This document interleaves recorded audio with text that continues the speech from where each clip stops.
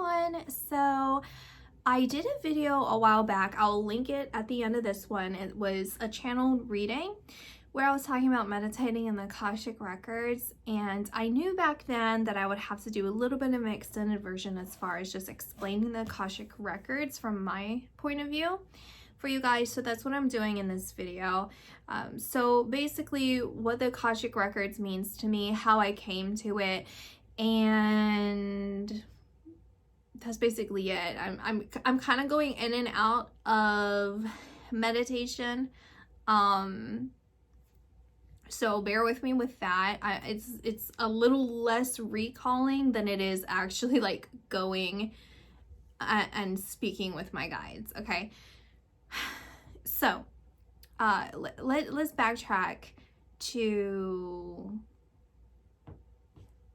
my own experiences with the Akashic Records. Okay, so I don't recall, and I've never tried to recall the first time in this lifetime that I experienced the Akashic Records. I went there to the Akashic Records.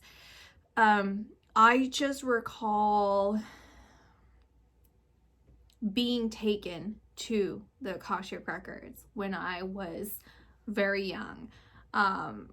I would do this simultaneously, like I would do this while I was awake, so I would just be around and I would do this in my mind, and then oftentimes once I got older, you know, like young child, not a teenager, young child, I would go there more when I was about to go to sleep or waking up. That was mostly to go to sleep. That was the time when they would kind of allow me in some ways to go there on my own. So I didn't have the term Akashic Records. That is something that, you know, once I started being more vocal about this kind of stuff that I do or that I'm into, then that's when the term Akashic Records came up, and I quickly realized that that was the same thing. So I didn't have a name for it. They didn't give me a name. It wasn't important. So when I was young, they would take me to this place, and it doesn't feel like anything. Okay, like it didn't take form, basically. So when I speak with my guides, there are times when they take form, right? Just like physical form. So I can see them as an entity or an energy, right?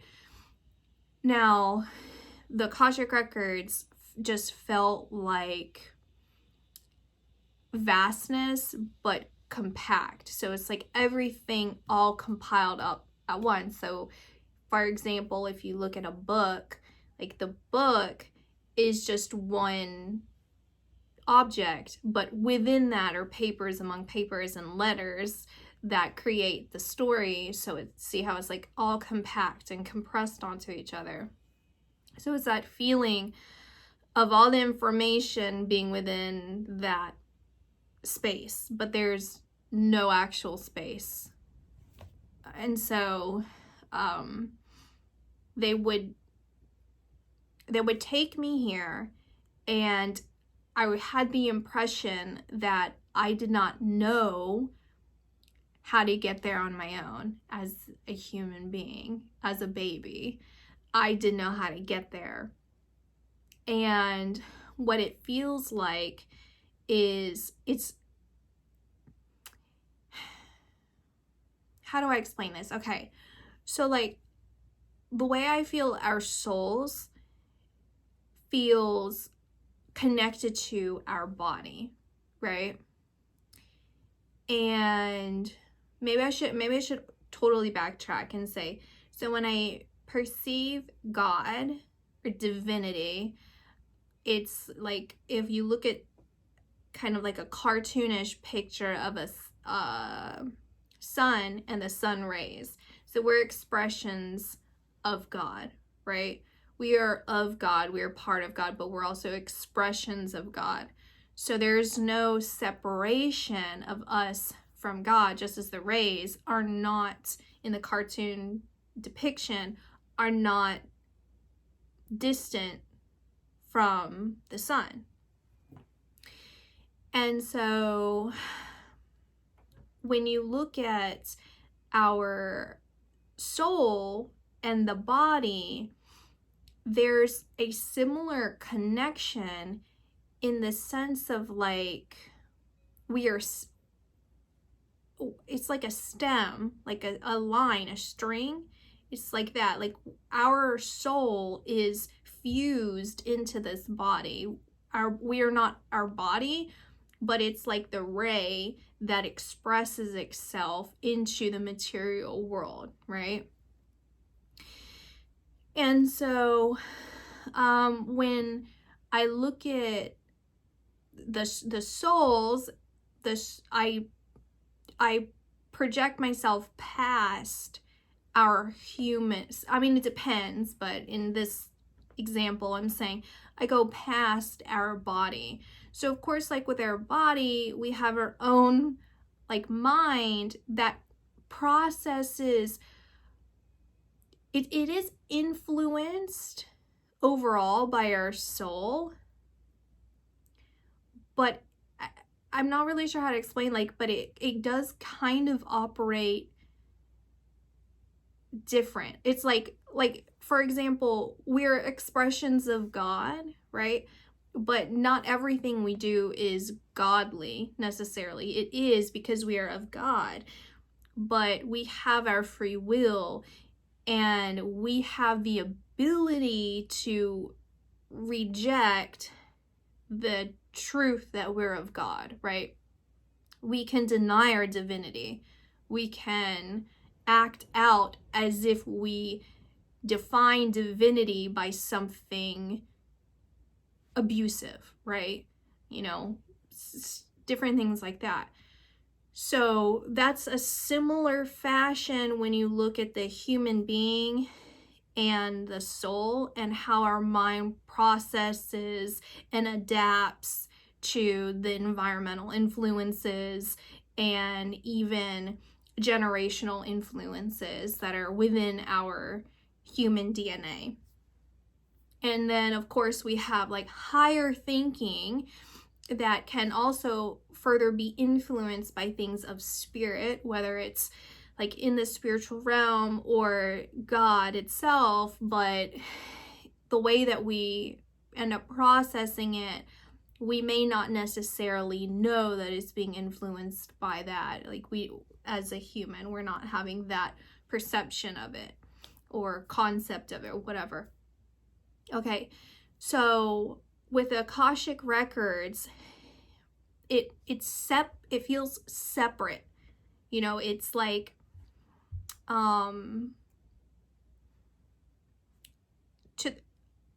it feels to the side, like it's in it there it exists outside of the human field. I mean, obviously, but let me just keep going and then maybe it'll just naturally like explain itself. So they would take me to this place, right? And it felt it was more of an impressions rather than this materialization in my mind of what it was. And they were taking me here as practice.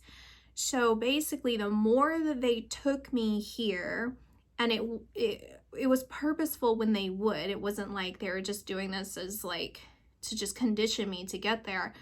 But there was a reason each time I would go there. But they would keep taking me here with the knowing that I would be able to do this independently, okay? And what it feels like is it somewhere within the brain that we're like, every human being, every divine being, you know, is capable of going to the Akashic Records. It exists like in the brain. So I think that's what I'm trying to explain, is like, there's a part of our physical brain that if we activate will take us to the Akashic Records. It's kind of that feeling, it's like, but it's to the side, it's like connected but to the side, because it's not, how do I, it's like we're all interconnected, right? We're all interconnected beings, but we're also unique expressions, right? We're all unique expressions. We're all different rays of the sun.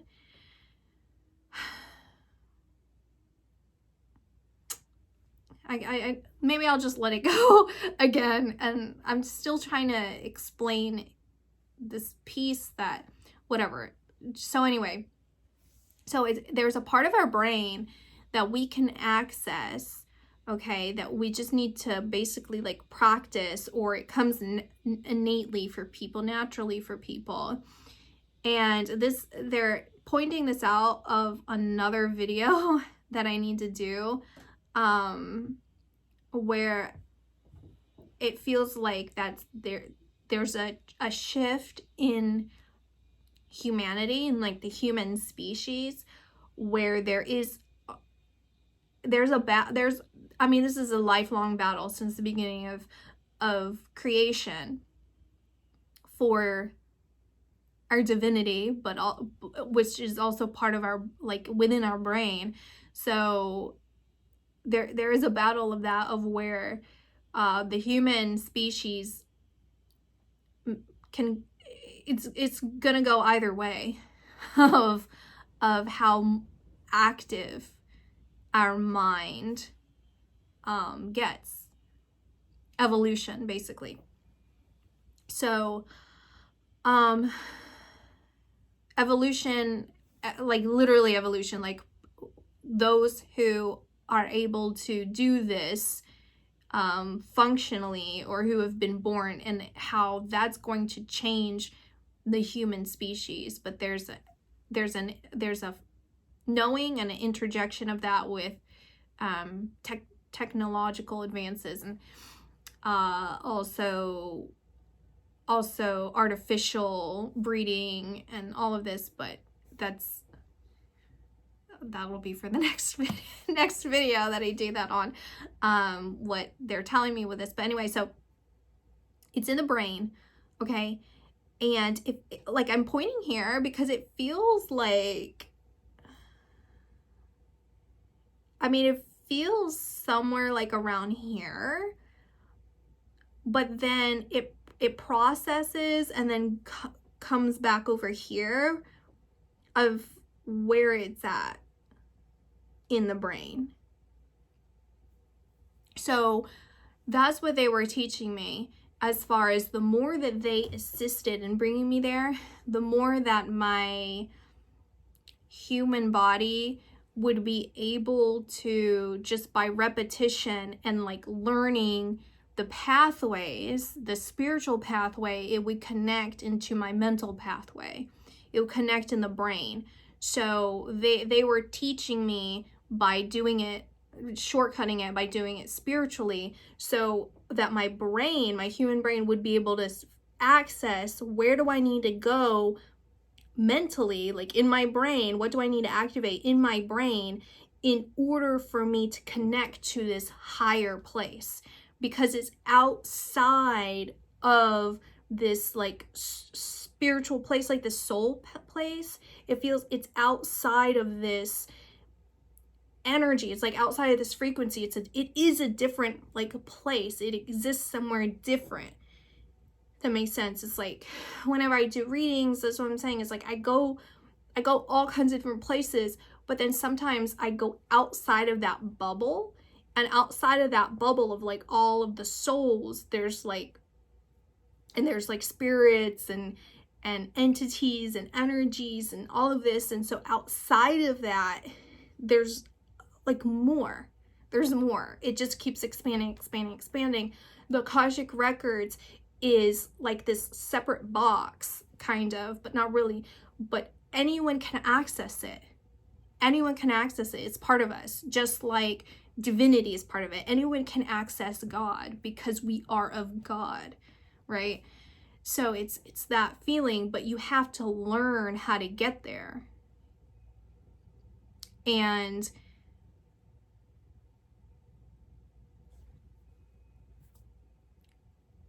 or be taught it, right? I mean, I learned it because they taught me. And so when I'm there, okay, it doesn't feel like, because the way that they brought me there, it's like no one was stopping me, you know, and there was no guards, no nothing. But you can feel everything all at once in there. Like everything's like information. That's what I mean. It's like information all at once in there. So like people's soul past, people's thoughts, people's decisions, not just like worldly, like everything, right? Lifetimes after lifetimes, and like just it's a historical record of all that is, point blank, period. It's not like was and to come, slightly to come, but it's like all that was is all that is, and what's to come is eventually all that is, which all that is can kind of shift and change form because of all that will come. All that will come determinant on all that is, that all was, with the impression of all that wants to become fruition, right? Like we can alter all that is from our future decisions, right? I mean, obviously I'm making that like more complicated than it is, but but yeah. So that's it's all the information. It's everything in there, right? So anyway, as I got older and people talk to the Akashic Records and they're like, oh, it's this place, right? And it's like guarded. Some people, I don't know if everyone says that, but they're like, you know, it's like a library, you know, Library of Congress, you know, all of this. Why did I say that? It's not a Library of Congress, but it is a library, and you know, there are people or angels that are like guarding the doors or something like that. So anyway, I don't know if I explained this in that video, Meditating in the Akashic Records, but I want to explain now, again, or for the first time, what they were showing me when they were talking about meditating in the Akashic Records, okay? So the way that they took me there this time is they were taking me down a hallway. They were showing me two different ways of entering the Akashic Records. They were taking me down a hallway, but it was perceived as an infinite hallway. And then there was the room. So you go into the room, and then it's empty, but you can perceive the shelves and you can perceive the book or books, you know, it's not just one book, but books, and they're shimmery, and you can pick them up and open them, and there's information in there, right? The other way that they're having me enter the Akashic Records is like from almost like a trap door, so from underneath, and just coming up into the Akashic Records, and the similar thing, right? But you can change your vibration in there, and when you change your vibration, then you can perceive other people in there, looking at the books, being with others, connecting with others. And so as you change your vibration in the Akashic Records, you can communicate with others within that room. they're highlighting that as something very important for you to be aware of, for you to know that you can change your vibration within there in order to connect, communicate, and decipher and decide on certain things. You can, just like a library, and they have those separate rooms where you can do conferences.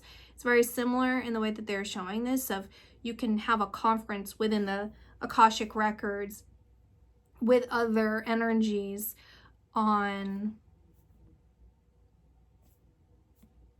what to do, basically. So that's basically all I have to say with that. So I'm gonna go.